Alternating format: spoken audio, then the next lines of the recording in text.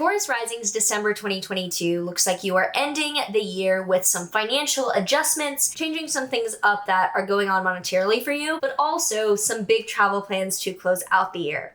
If you're excited to dive into how this December 2022, the last rising sign video of this year, is going to play out in your life, do make sure to like, subscribe, and hit that notification bell so you're always updated for what the stars have in store for you. If you're new here, welcome. I'm Maren. In this video, I'm using the tropical zodiac and whole sign houses as I'm using Western astrology techniques, particularly ancient Hellenistic. And if you would like to look into my courses or reading availability, I will have those linked down below. Might be booked up, might not be open right now, but I will have things that you can check into if you'd like to learn more.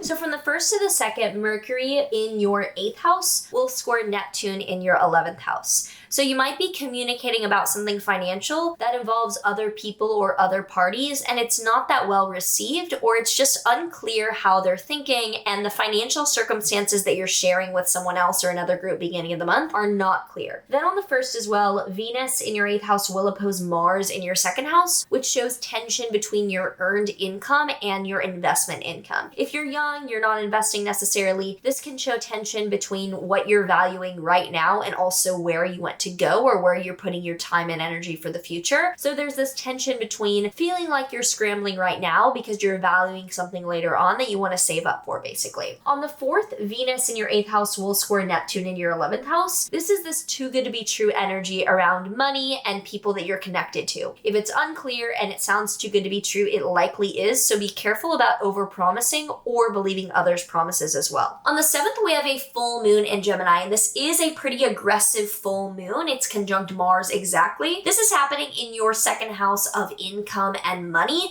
So it looks like you could suddenly be ending an income stream or suddenly cutting off something that you're spending on. Very suddenly, something that is directly financially tied to you is ending. It might be spending oriented, might also be that an income stream is cutting off. On the 8th, the sun in your 8th house will oppose Mars in your 2nd house, continuing on the tension between highlighting investments in your long-term goals versus maybe some effort or extra challenge in earning income right now. Then on the 9th, Venus enters your Capricorn 9th house, beginning the pretty great transit for moving towards travel, international travel in particular, or higher education as well. Looks like those things are starting to grow and be a really positive priority for you.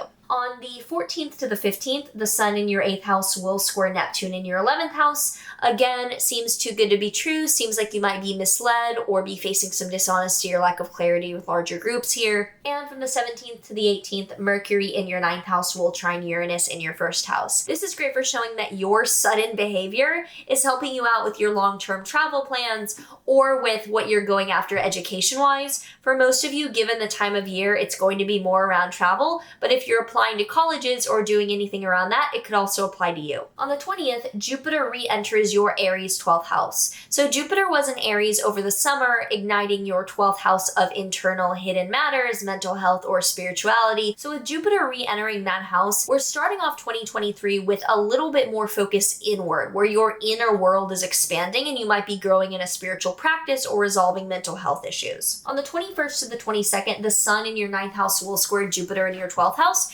showing that going after your travel plans or your education plans are helped out by what your mental health is at the time, like if it's really improving, or your spirituality and your inner world is helping you achieve your outer goals. And on the 22nd, Venus will trine Uranus between your 9th and 1st houses. Again, you're getting a lot done with travel or education, and you acting suddenly or courageously is helping this out a lot. And on the 23rd, there is a new moon in your Capricorn 9th house, a new beginning around foreign travel, higher education, or pursuing something that's a very lofty goal outside of your comfort zone. So something new could be starting around that to end off the year. On the 29th, however, Mercury does station retrograde in your 9th house, so you might be going back to rethink or reconsider this plan, or you might just be, you're traveling and there's like annoying travel delays, miscommunications, things like that. Not a big deal, but it does show inconveniences.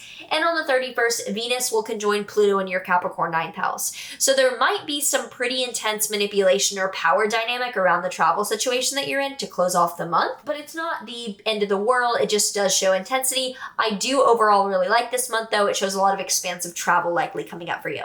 If you have any thoughts or comments you want to share about how this December sounds for your life, do let me know down below. I read almost everything that I can. On the subways, usually my comment reading time, and I'm always interested in hearing about how this is showing up in your life. So do let me know down below, and I hope that this is a fun month for you, as I like the astrology of this month. I'm excited for it.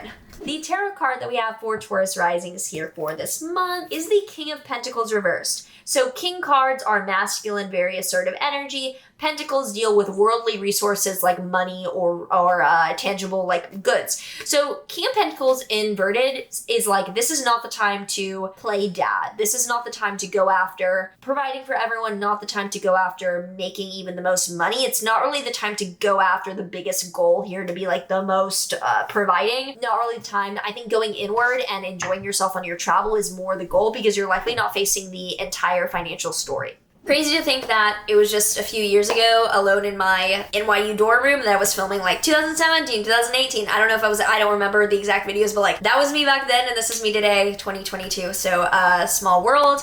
I will see you in the next one though, next year technically. Take care. There is